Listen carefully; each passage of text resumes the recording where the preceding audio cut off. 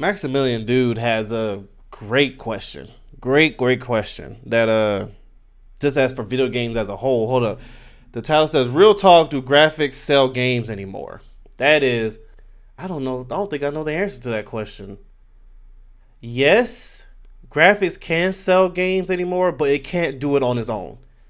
We've been fooled way too many times by how good a game looks, and then we play it. We're like, this is probably one of the worst products I've ever seen, Or yeah, that's the best way to put it. Yes, it can, but not on its own. I'm interested in seeing how he breaks this down, but yes, because I know some games that are not the best graphically, but it's a whole lot more fun to play than something with you could tell they spent tons of money to make this game look good. So yes, it can sell, but it's not on its own. It can never just sell on its own. For the most part, they're not going to make their sales quota, whatever that is, just off of graphics. They have to make sure the quality of the game matches those graphics that they just put on there. That's the best way to put it for me. But let's see what he has to say. This is a great question. Let me know what y'all think in the comments. I'll put the original video in the description. I think we're moving away from insanely high fidelity graphics, Chad. I had a funny observation. Also, we were just talking during dinner. I think one of the contributing factors why Final Fantasy also has been decreasing in popularity over the years with FF16 and like Rebirth is also the fact that graphics don't exactly matter as much. And Final Fantasy as an overall series, as an overall existence, like the whole point of it, every new Final Fantasy game is going to blow your balls off visually. All the way up until Final Fantasy 15 has that been true. And even FF7 Remake to a certain degree, that shit was true. Where it's like, oh my god, the upgrade from the previous system to this one, holy shit, bro. Like, Final Fantasy is the game that you buy to, like, justifies my console existence. Like, I buy this because look how good it looks. Like, holy shit. Final Fantasy has always gotten a lot of sales based on that relationship where people just don't give a shit about Final Fantasy, but it'll pick people up and get them to play because it's just visually gorgeous. Beautiful, yeah. All I'm pitching is that graphics are obviously great, obviously beautiful, obviously makes you feel like, oh, my system is worth it. Yeah. This console generation specifically, I don't feel like graphics are selling games anymore, because some of the games that all of a sudden just like explode and are on top, like all of a sudden, like Elden Ring and whatnot, are good looking games, but are they like the Uncharted's or something like that? That's what I feel with Elden Ring. Elden Ring really showed that graphics. Because I'm not saying Elden Ring looks bad. I'm not saying that. But if you compare that to, let's just say the game he showed, Final Fantasy, it's a huge difference in quality when it comes to just the graphics of the game. But many people are on that side, and we know why. The game is a lot of fun to play, very challenging, very entertaining. So I would say Elden Ring's a good example. All this kind of shit? Not really. Like, the virality of certain games sort of blows up. It is due to other reasons other than just straight visuals. So now you get clearly amazing looking games, which is Rebirth and 16. Gorgeous games, like holy shit, dude. But they don't perform as well because people just aren't in it for the visuals anymore. And then you get something like Elden Ring. And I like this comparison. I'm gonna be real. Elden Ring is a gorgeous game, but I just looked at the gameplay trailer and that bitch ass game is not graphically impressive. Yeah, bro. They're like doing all these zoom ins and tight shots of that's shit. What I was saying. Like, it's not next gen in my opinion. It's literally the previous gen. It's not a bad thing. I'm just, in my opinion, if you put that next to like a God of War, for example, the PS5 God of War, it's a huge difference. So yeah, but I will say this: I want good graphics in my games. Certain games, I put it that way. When I play different story mode games, I personally love great visuals, great graphics. Will it completely sell me on it? Where I just pay $70, just say, here's $70, and I don't know much about the game? No, absolutely not. But it gets my attention. It's like, oh, wow. I'm literally like my father's son. Like, I'm like my dad, because he's the same way. We're both, when it comes to movies, when it comes to video games, we want that feeling of, like he said, where, oh wow, this is what next gen looks like. I love that feel. I love sitting back and different reactions. You see me do it naturally. I just do it, but where I sit there and I'm like, man, this looks beautiful, man, this looks good. Yes, that's part of one of the things that on my list when I buy a game.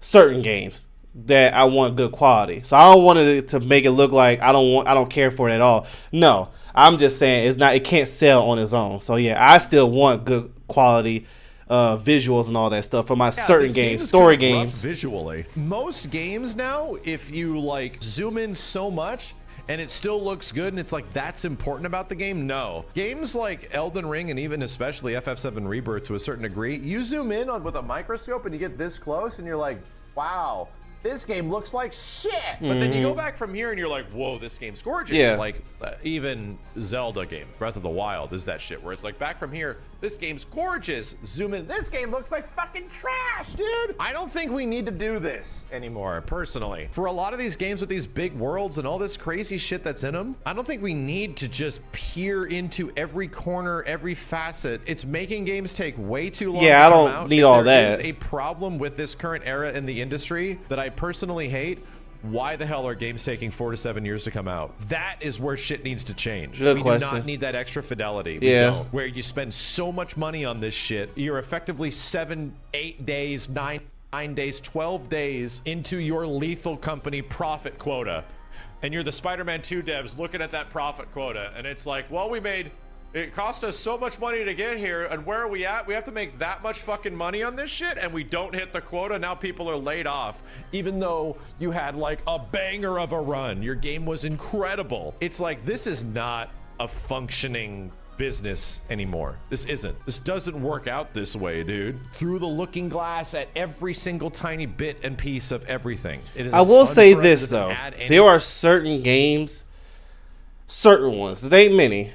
I believe there's certain games that require for them to take that long to make that kind of quality of a beautiful graphics game because they already set themselves up to be that franchise. You know what I'm saying? Like when you play, well, there hasn't been an Uncharted game for a minute. So what's one recently? I'll just use God of War again. When you see God of War, the recent ones, you want not just a great action and adventure, but graphically, people are there for that. I've heard people say that. They like, man, bro, I'm looking forward to see how, like, what's the recent one? Ragnarok? After the first one, before Ragnarok came out, when Ragnarok was announced, people was like, man, how great is this going to look? People just kept asking that question. I wonder how these graphics going to look. I wonder how these graphics going to look. They already know the gameplay is going to be good because it's God of War. God of War's gameplay has always been amazing. It would be crazy to see them mess that up. But especially now with the next gen, people are looking for the quality of, like, yeah, the graphics, the detail.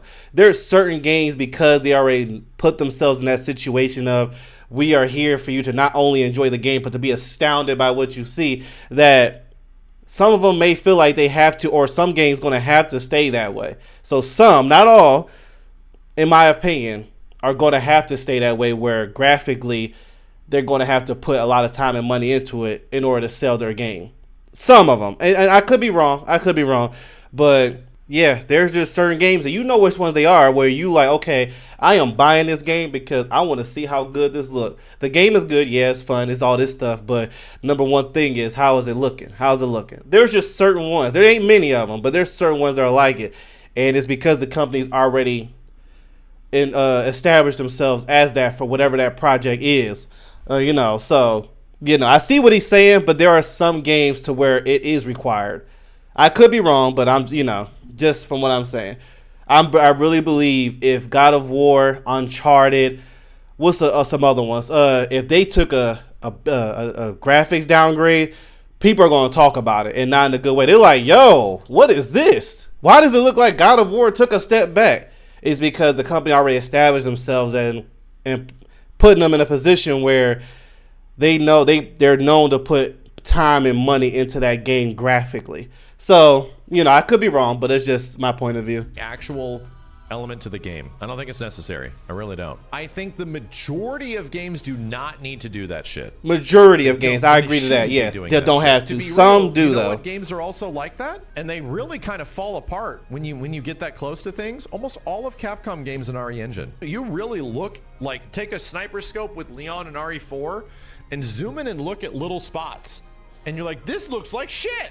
This actually kind of looks sort of bad, but from the natural perspective the game presents to you, it's fucking beautiful. It's beautiful.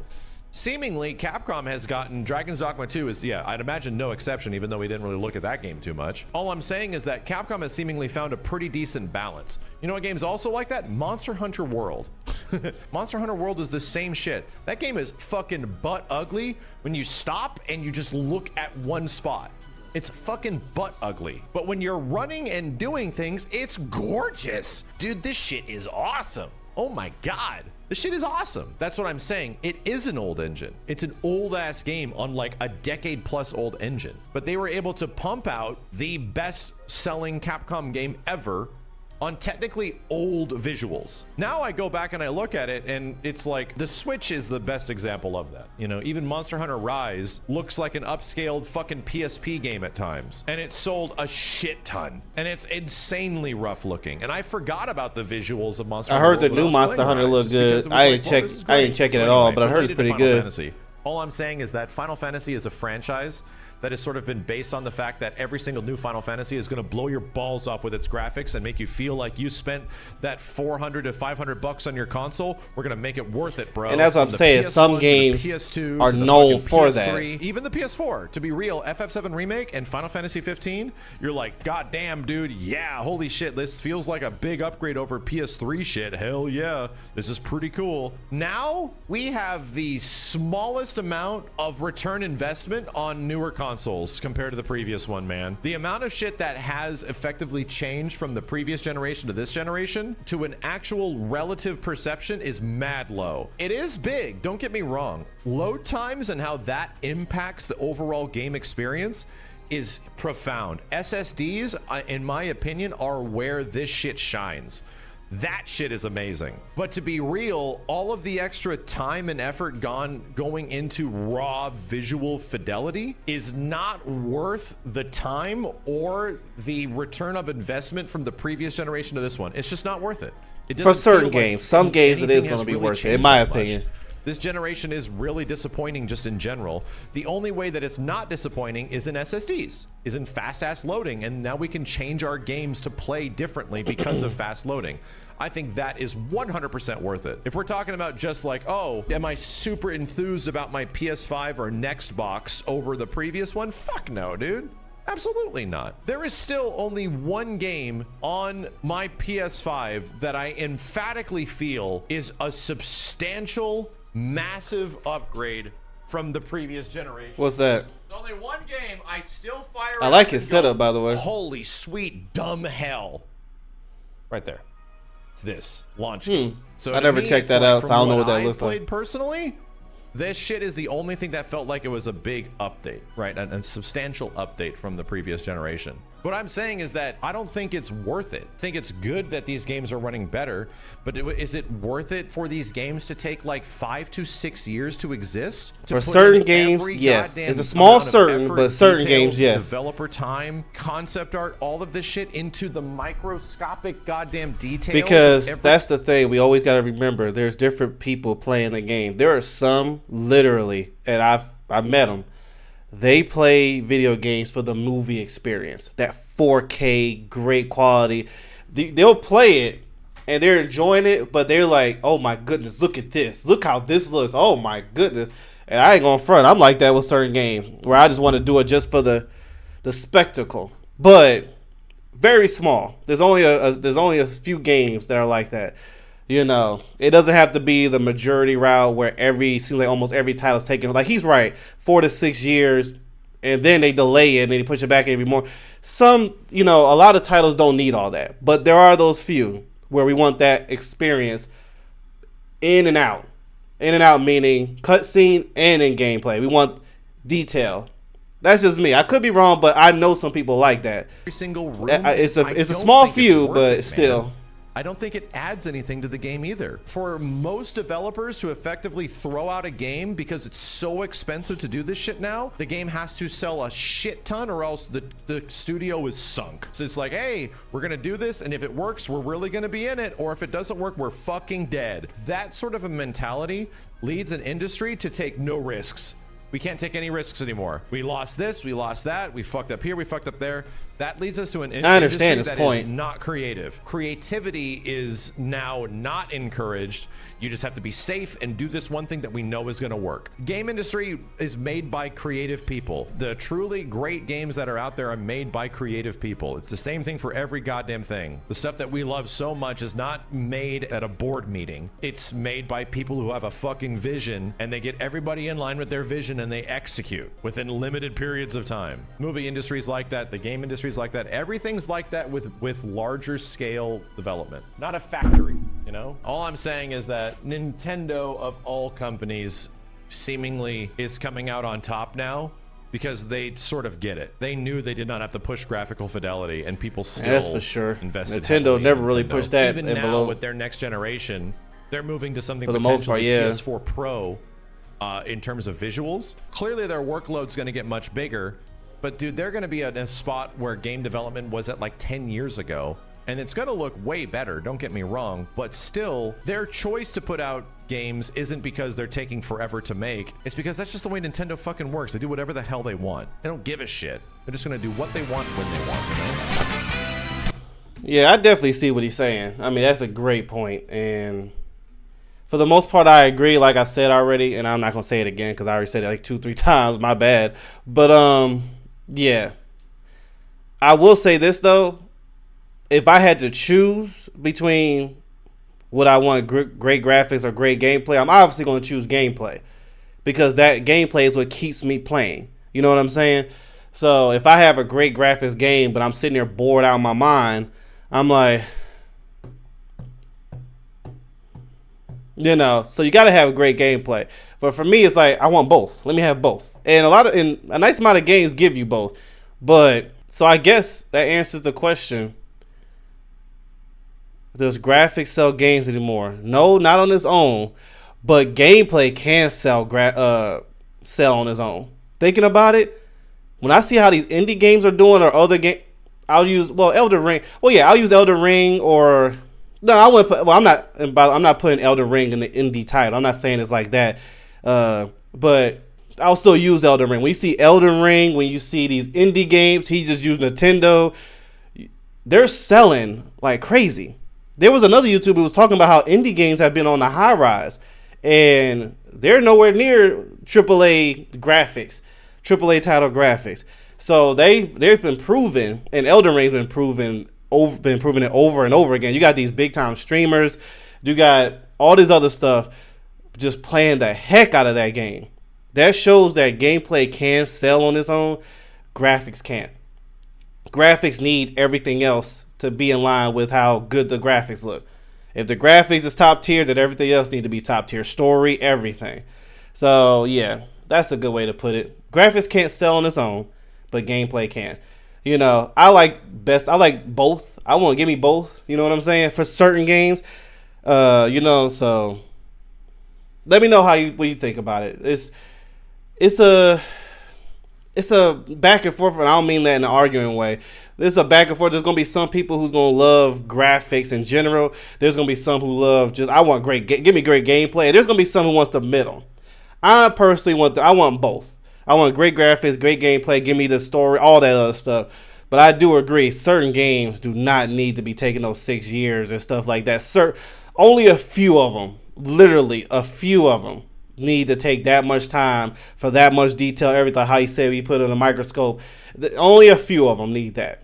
I'm not gonna go into make the video longer, go into what games that is. But yeah, I think I gave some examples. But anyway, thank y'all so much for tuning in. I'll put his original video in the description. And shout out to Maximilian, dude. Make sure I like the video. Bam. All right. I'll check y'all later. See ya.